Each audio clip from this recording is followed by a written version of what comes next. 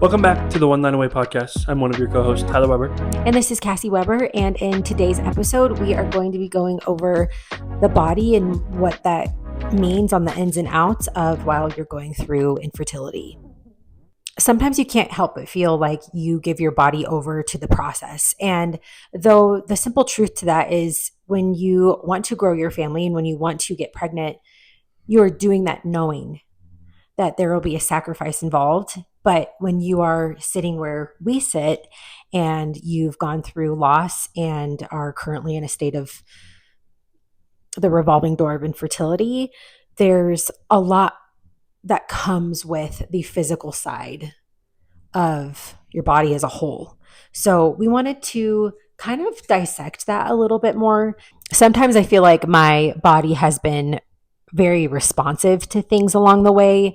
And then there's been times, of course, we're sitting here with my body rejecting what we want so badly. I think your relationship with your body is so important. And when you're trying to connect mind, body, and soul all together, it's sometimes very fluid. And then sometimes it feels like your body's the one that's been left behind because you're so focused or you're so wrapped in the mental part of it, the emotional part of it. And so your body as being your vessel, being the vessel of creation. I know that in this process, there's been times where my body has been under so much stress. And then other times where I feel like I've really hoped that I've been able to heal it from the inside out. I never even thought about this when we started talking about wanting to get pregnant. I never thought this was like a huge factor in it, right? At first you think, oh, it's just going to be fun. We're just going to get pregnant. Boom, it's going to happen. 9 months later, we have a kid. Perfect. This is great. When you get into like how far we are or how far a lot of people are, you do see that. You do see it take a toll on your body. As much as my body has struggled and been in extreme stress and extreme pain, the resilience, when you flip the coin, the resilience that your body has, or how resilient your body is and can be, is miraculous. There's been times where, though I'm sitting here in so much quote unquote failure after loss, after loss, after loss, and with all the complications that I've experienced, I think it's pretty incredible to look at it at both sides of the good and the bad, and what your relationship with your body looks like. There's so much expectation on your body, right? You are supposed to get your cycle every month. You're supposed to eat a certain way, perform a certain way. When what you expect your body to do, when that gets either confused or fails, I think there's things along the way that have helped, even though it hasn't necessarily worked for us. There's things that don't hurt. They don't cause any more hindrance of the possibility of this happening for us. Yeah, some of those aspects that we decided to change was the big one was diet. There was a lot of drinking conversations that we had. There was some like clothing changes too. We were told from many people that if you're wearing like compression shorts underneath and it's too hot outside, like that can be bad for Sperm quality, for sperm count and sperm quality and all that. I felt like when we started making changes that would affect our body, when it came to our diet, it didn't hurt for both of us to be eating a better quality diet. And then there's the part of, on the woman's side with your cycle, I've really entertained the consumption of cycle syncing my food and my meals. And of course, I'm feeding for not just myself. And so I've been able to implement meals throughout my cycle that Tyler and I both hopefully benefit from.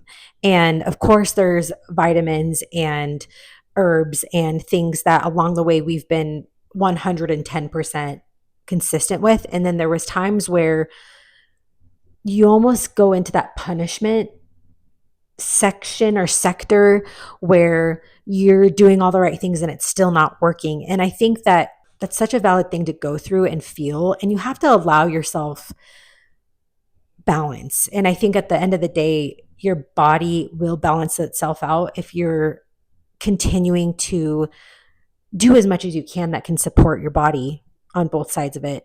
When you want something so bad, for us being to have a baby, you can easily make yourself crazy. And I did that. And it got to the point where I got so suctioned into non toxic living, which again doesn't hurt anything. It's definitely a good foot forward with your life in general. But there was this unnatural obsession that became the dictator of every single day of my life.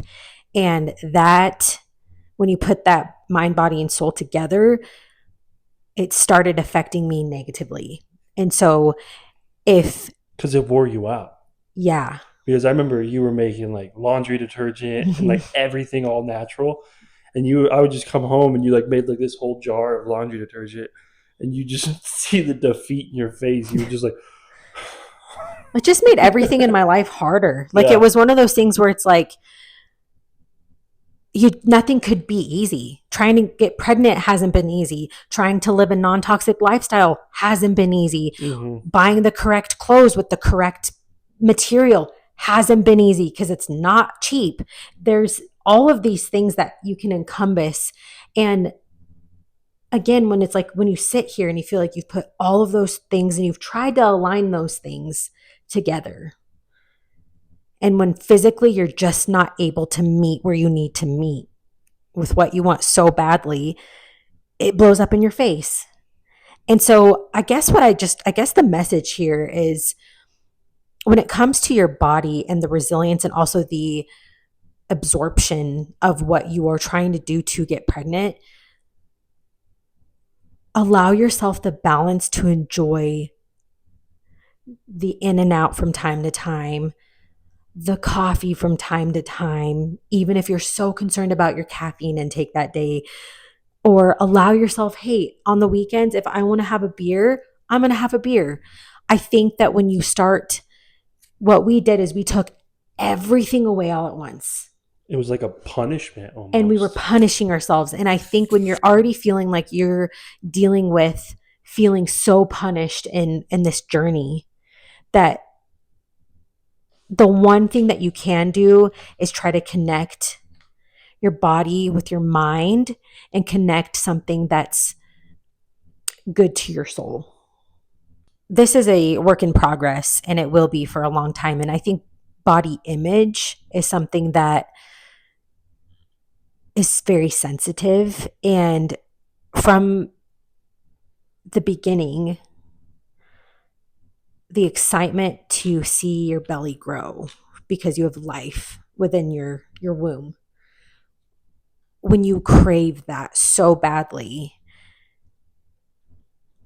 when you look at maybe yourself or myself, when I look at myself and go back to how much my body changed physically with pregnancies and with losses, it makes me really sad because, of course, you want with all your power to end up with a baby in your arms, but my body has undergone so much. And, not just the pain part where, with our ectopic loss and with the physicality of losing a baby, that part is so serious in itself. But I think about like the scars on my body from the surgery and the reminder of what happened being there. And also throughout, I would say, when you go into treatment, fertility treatment, the side effects that your body goes through with medications, with procedures. I mean, it can go from, an HSG procedure to an IUI procedure, IVF, being your body being on and off birth control because you have to do something. You have to do that for a certain time period to prepare your body for a transfer. Medications. I had, unfortunately, so much. Needles. Oh gosh, bruising, Lots of bruising. lots of bruising.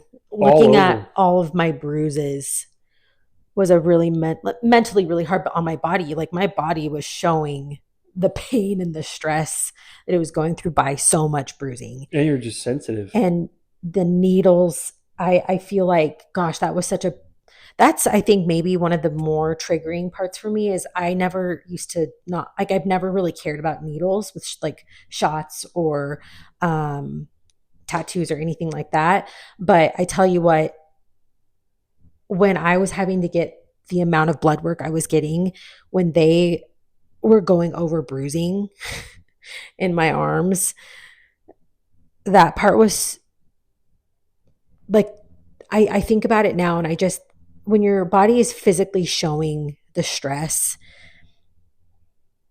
you ignore it because you want something more, but it does show that at the end of the day, like your body does need time to heal with certain things. I mean, even when I had mild or moderate OHSS, which was after our egg retrieval, that was honestly really scary because you don't really know what's going on underneath or behind your skin, right?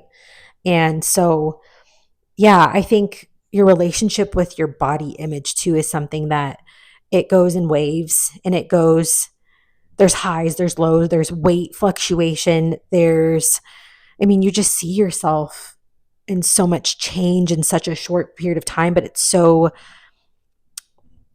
it's on such a time crunch. Like everything feels so I think it's sacrificial. it's on a time crunch because of your mental and physical. Mm-hmm. Like both of those. Yeah. You're just on like an uphill battle the whole time. Yeah. And you can only take so much. And I saw that a lot. Mm-hmm. Yeah. What was it like for you seeing so much of how my body changed and what my body was going through? It was tough. I mean, not because I was the one that would And poke you with the needles. So I just felt every single day. I was like, "You ready? Yeah. Are you sure?" Ah! I just hated it. I didn't like it. I knew it was for hopefully a better result, but then to like see the man, I kind of threw a lot of that out of my mind. But to like see like to have to go back that night or however, wasn't it like morning and night, right? yeah, it was morning and night for some parts of the process. But like that night to have to like go back and see like a bruise already forming from where we were that morning, like Well, trying to avoid where to, like, there was points in our journey where like I was bruised up front, back, side, and there's a arms, certain everywhere. area that you can do it Yeah, like even with right above your progesterone, butt, and it was like yeah, trying to like miss bruises was hard. tough. It got hard at the end, Mm-hmm. but yeah, it just sucked. And then just with like all the losses and stuff and the ectopic, like that was really hard. Yeah, I mean, you definitely have seen more than what I think a male probably should see. I don't know if that's the right word, but because of all this, we're extremely open. Like you will see bodily fluids, and I'm sorry if that's a triggering. Like you see bodily fluids that aren't expected, Mm-hmm. and it's just so vulnerable. It's such a vulnerable thing to like. I feel like when I'm sacrificing my body for something that we both want, when he also had to perform the injuries or experience seeing what my body was going through was so heavy.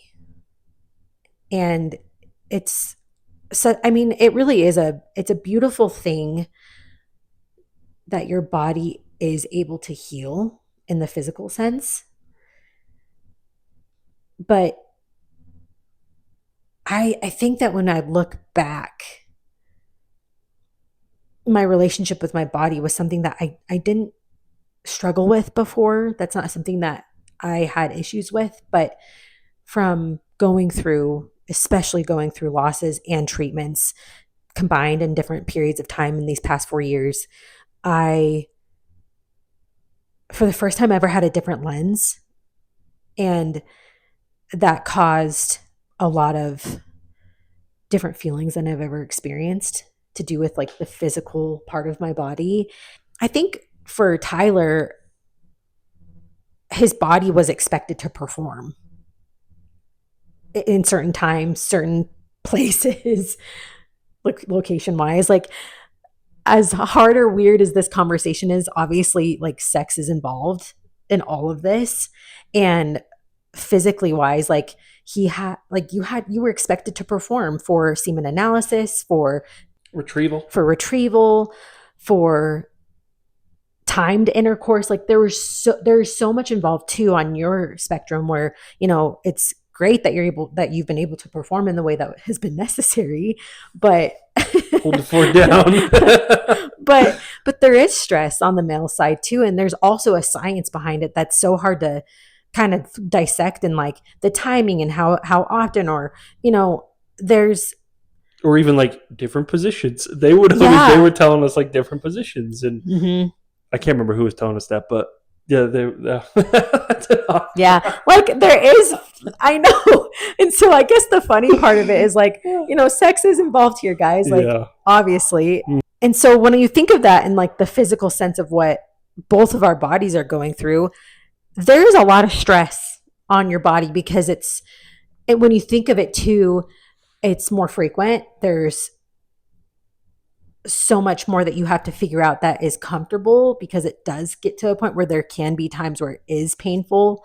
And so I think that, though, at the end of the day, me being the carrier of a pregnancy, at the end of the day, you are the necessary part too of that creation. And with that comes the conversation that we just had. Mm-hmm. As we close out of today's episode, I think it's important to hear yourself. I think that when you are going through this type of walk, there's so much disconnect when it comes to the physicality of what you're trying to get from this process, which we all know is a baby. And when you feel, or if you might be feeling right now, that there's this disconnect going on, we've had it many, many, many, many, many times during this process. And it's important to draw a line when you feel like punishment is now involved, though you might not be getting the reward that you're working so hard for. It is so important to reward yourself and reward your body, and fuel your body with the things that feel good, or that doesn't hurt in this journey. And even maybe enjoy that little sweet treat, or that item, or that thing that you have not allowed yourself to enjoy because of what that statistic has told you can affect or negatively affect. There is such a balance to that. And I think that at the end of the day, just know that everything you're doing, of course, is for the benefit of the dream that you have. But there's also a balance of finding the enjoyment of your life again when it starts to become a punishment. So if you made it to the end of this episode, take this as your golden ticket to be able to go enjoy that one thing that you've been keeping away from yourself, or the one thing that you're not allowing yourself to enjoy. And as always, thank you for listening. Thank you for watching. We appreciate it so much. We'll see you guys next week.